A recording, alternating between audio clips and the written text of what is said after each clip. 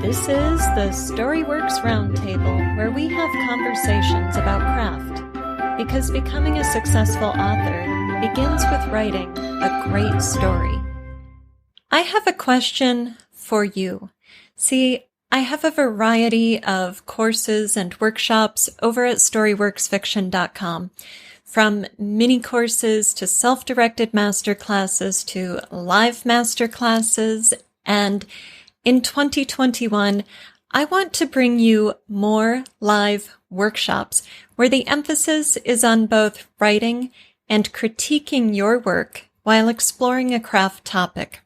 The newest workshop, opening soon, is all about the first 50 pages of a novel. We're going to look at a variety of genres and options to showcase just how many ways there really are to write a great opening. If you've been listening to me for a while, you know my cardinal rule of writing. You can do anything you want so long as you do it well. Now, as I think about the rest of 2021 and what I can create for you, I'd love to hear from you. What workshops would you like to have? Let me know through email, via the contact forms on my websites, or through social media. I'm on Instagram and Facebook. That's Alida Wintern on Instagram and Alida Winternheimer author on Facebook. While I'm mentioning social media, February is the month of love, so I'm spreading the love to my writing community. Follow and interact with me on Instagram and Facebook, the author page, not my personal page, and you'll be entered to win a digital gift basket of writing goodies at the end of the month. The more you engage, the more entries you'll have in the drawing. So please let me know what kind of workshops interest you, and join me on Instagram or Facebook. And good luck!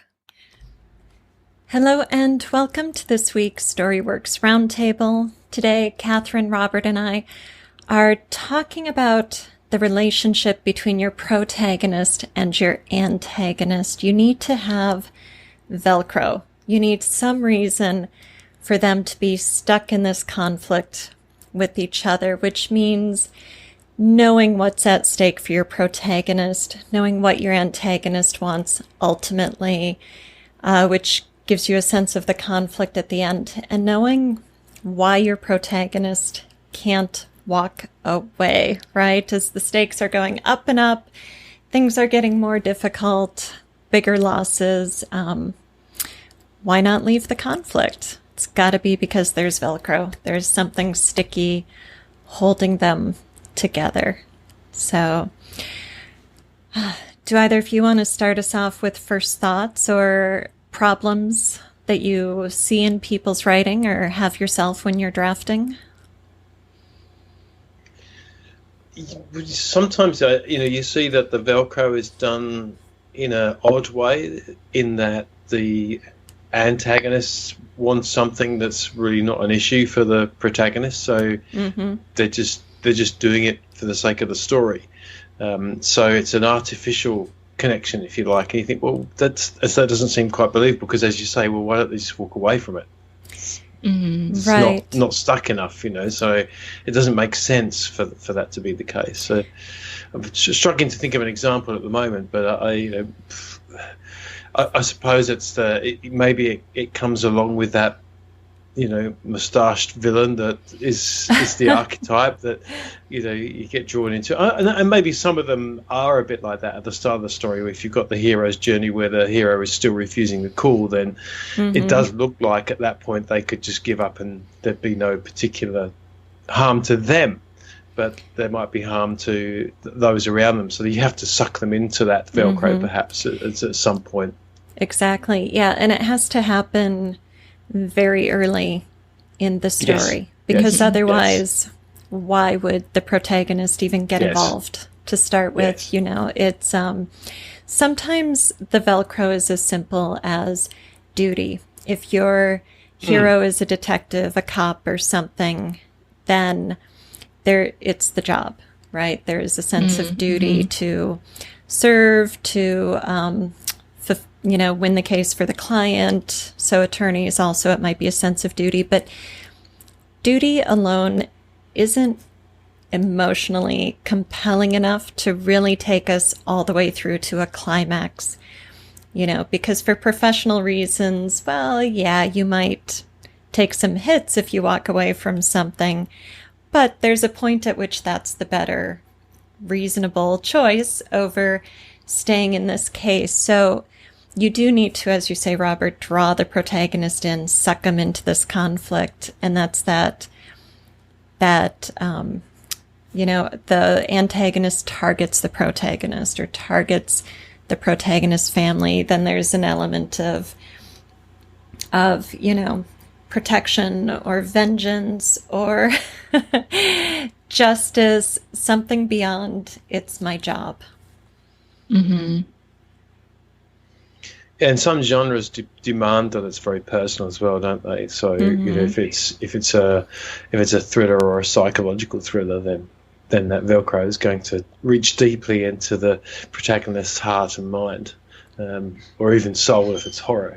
So right. And in more character-driven stories, then it has to be even more intimate, not just personal. But then you're really dwelling in a person's family situation or a person's psychology, a person's inner motivations that keep them moving forward through this plot, because it's not going to be save the world, rescue the princess. It's going to be that this individual's life hinges on the outcome of this conflict.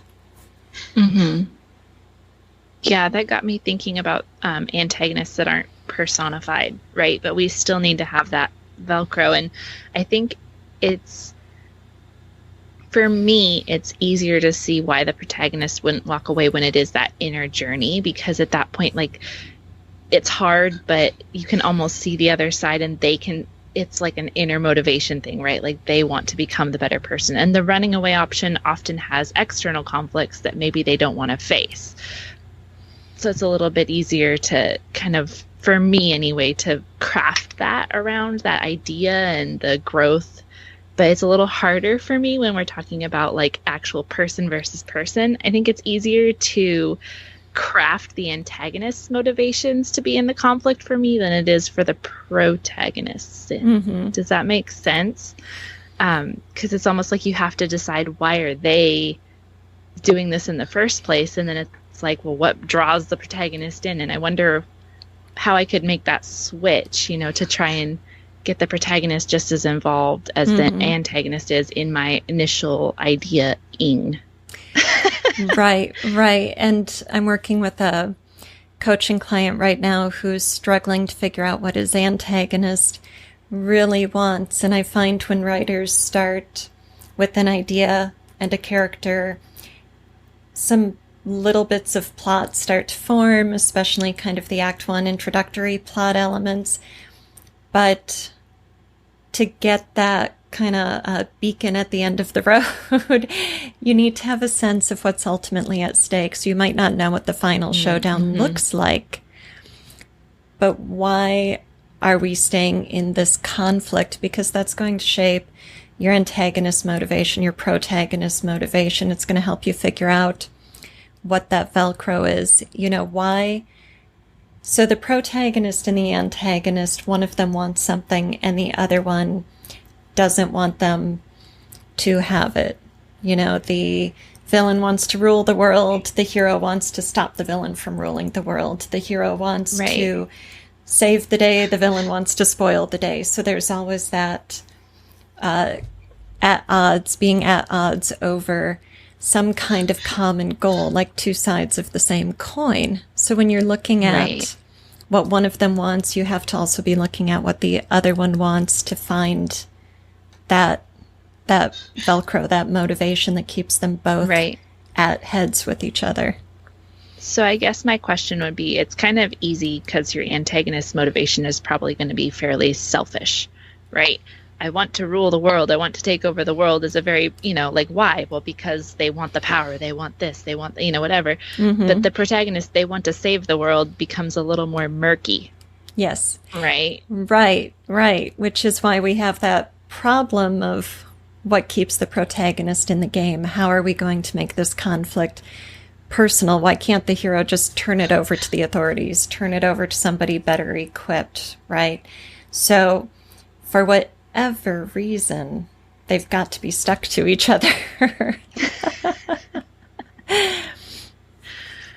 Which I think is where that metaphor becomes really helpful, the Velcro metaphor, because it's comprised of hundreds and thousands of hooks and eyes. So if you can find multiple ways to attach the protagonist and the antagonist together, then it doesn't matter if one of them breaks apart, because there's still something else, or the Velcro pulls off, but then it gets caught back up again in another spot.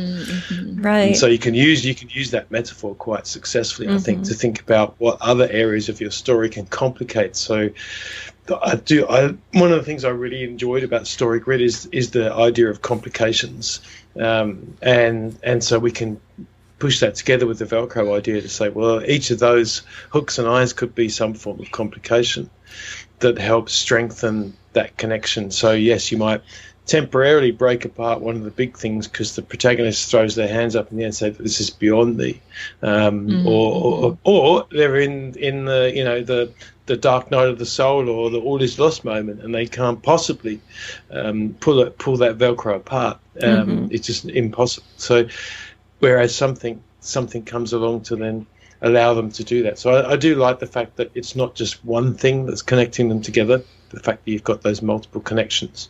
Right. And hopefully overarching all of that is, as you say, something that they both want, like that Venn diagram that has to overlap somewhere, that they both want it, but if they both have it, then it creates an impossible conflict. Right. And I like what you were saying, Robert, about how you get it pulled apart at one spot, but it's still sticking at another spot, or it gets pushed back together, because over the course of a novel, you're going to have an escalating series of conflicts. So the hero might win this one, lose that one, but you can't just win one and say, okay, I'm done. if you're only a third of the way through your book. And so that Velcro has to be strong.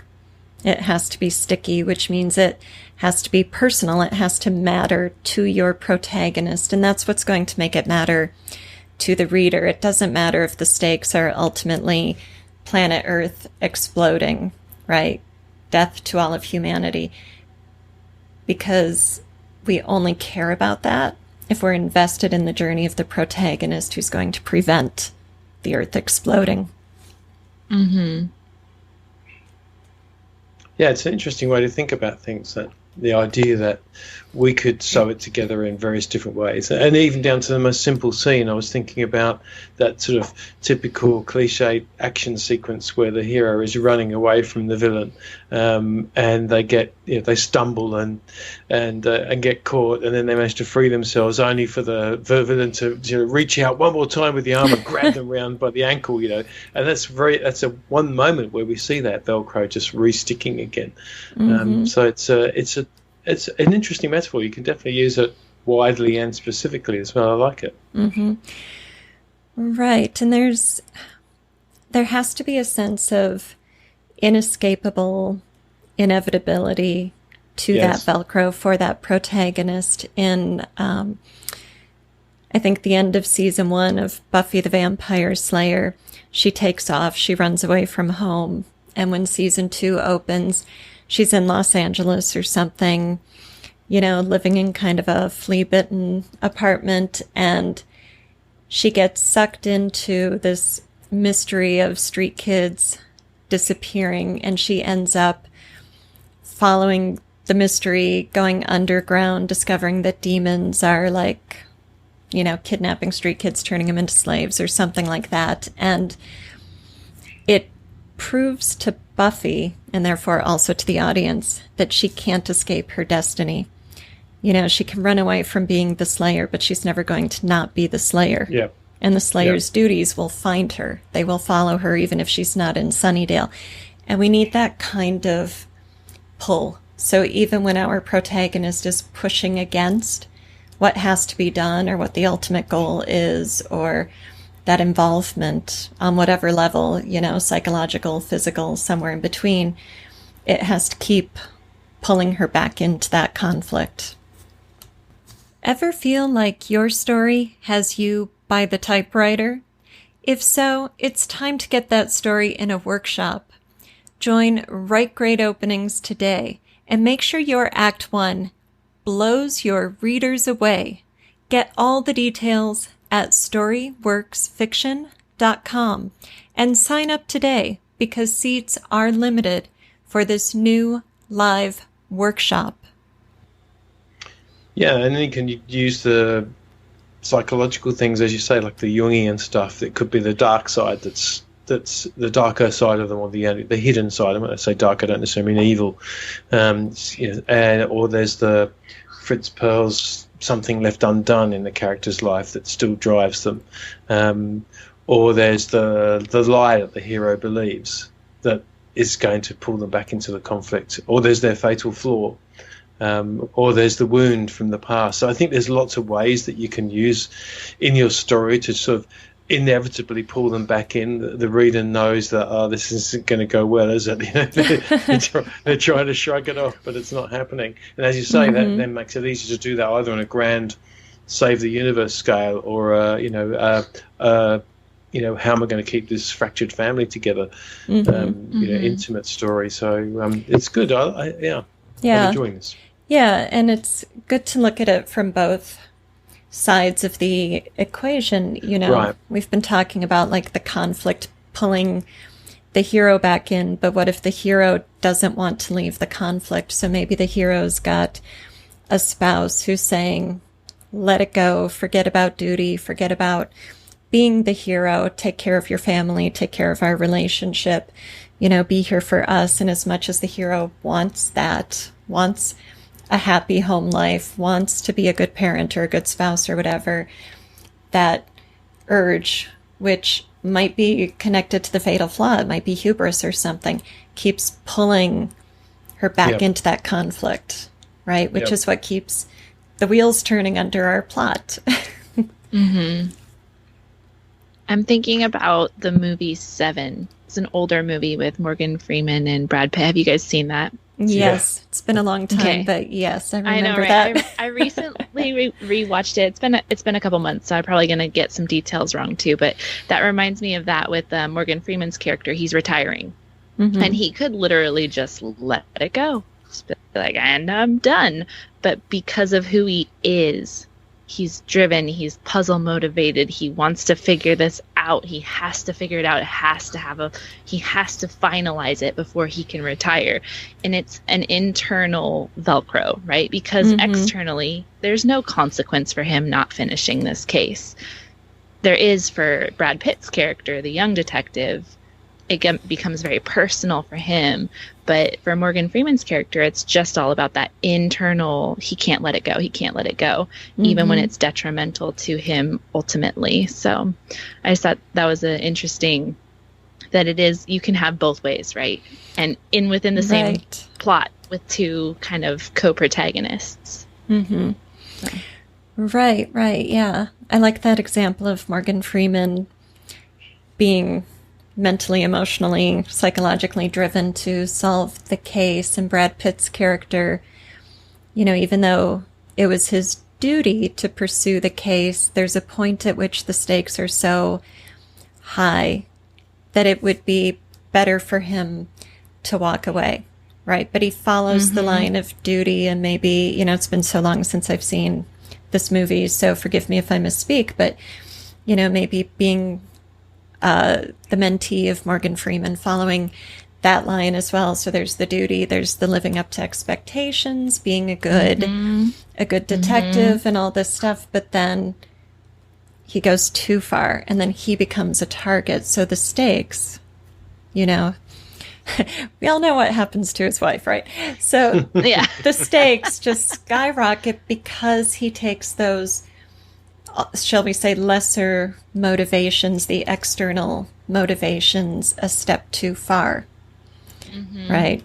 And then that gets the villain's attention. Yeah. Yeah, and you can't get stickier than that Velcro at the end. No, you sure can't.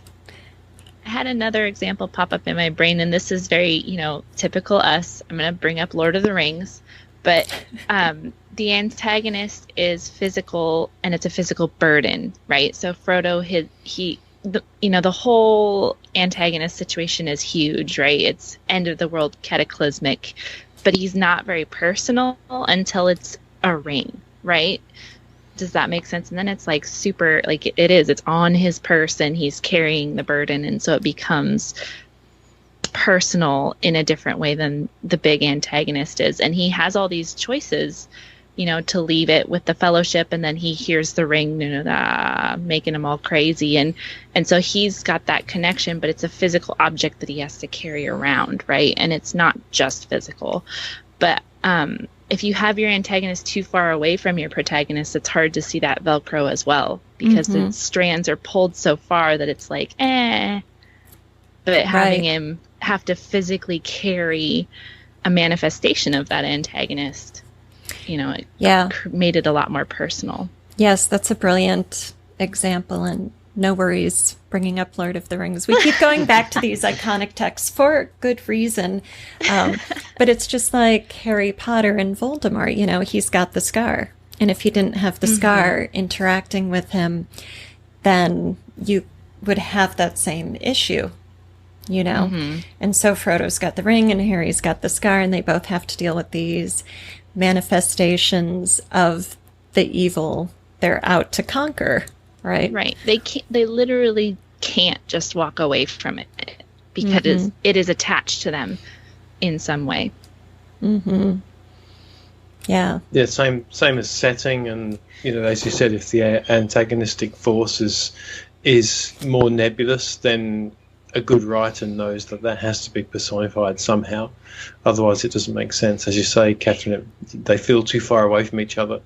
And even though it's a threat, and even though that it's inescapable for the protagonist, it doesn't make it as compelling a story unless there's a thing or a person directly connected to it.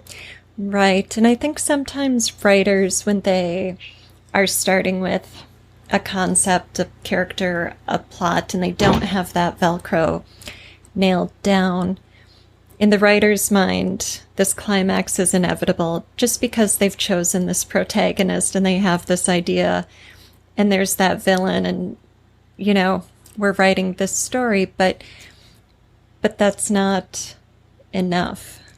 We need the ring, we need the scar, we need the personal stakes, the antagonist needs some kind of influence on the protagonist's life to keep that Velcro super sticky as the stakes escalate.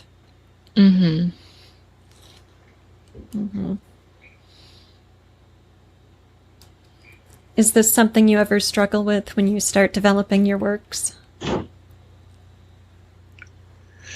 It was for me at the start, yeah.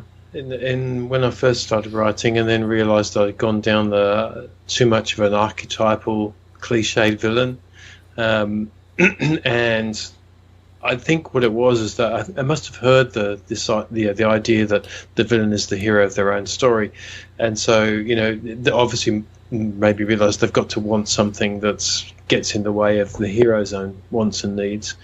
And once I knew that, then it helped tremendously. As you said, Alida, then you tend to be able to go to the end of the story and understand where your climax is going to take you to, and therefore what's at stake for both the protagonist and the antagonist.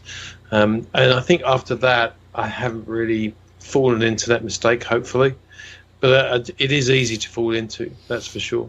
Because I think if you get inspired by a particular scene or an idea or a premise, then you get really excited about your protagonist and start writing away there and all these things that can come up against. And you're so close to it that you don't realize that a reader might be reading it again, but I don't understand this. Why are they doing this? What's the point?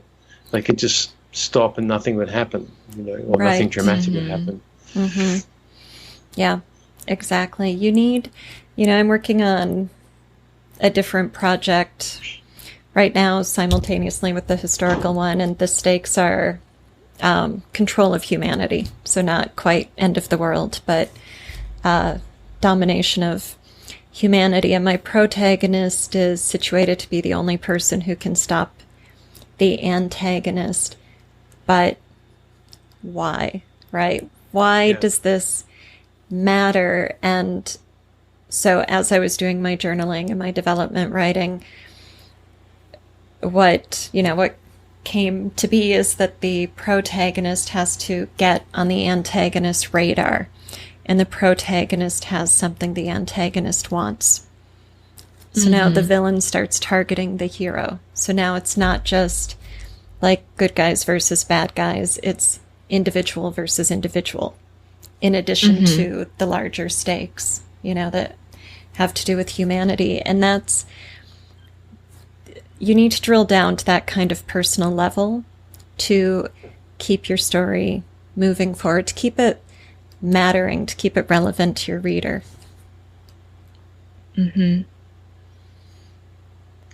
Yes, I just watched something on Amazon Prime the other night where it was about let me think about this, a comet that hits the Earth, that they don't think is going to hit the Earth, and then due to something to do with a flare-up in the sun, the comet breaks apart, and so the break-apart pieces effectively threaten an extinction-level event.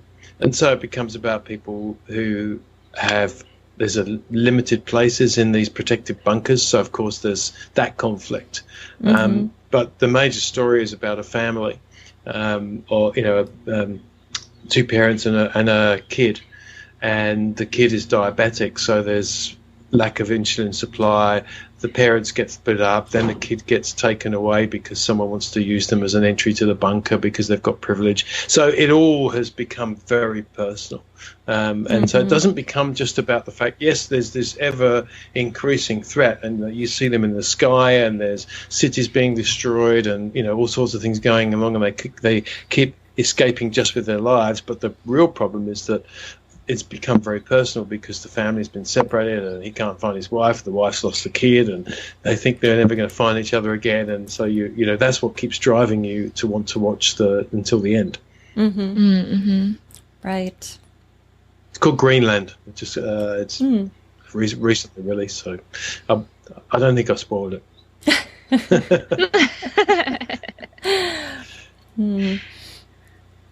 But what I'm saying is, you can have an apocalyptic event like that, and still the storytellers chose to make it something very personal, or else it wouldn't have mattered. It would just been crowds fleeing a comet. Right. Big deal. Totally. Yeah. Right. Well, and you have to, or the story just doesn't matter. When you think about the history of story, we've had so many tragic scenarios, know. And so that in and of itself isn't going to affect your reader. It's not going to pull the emotional strings that we want pulled, whether we're writing a story or reading or watching a story.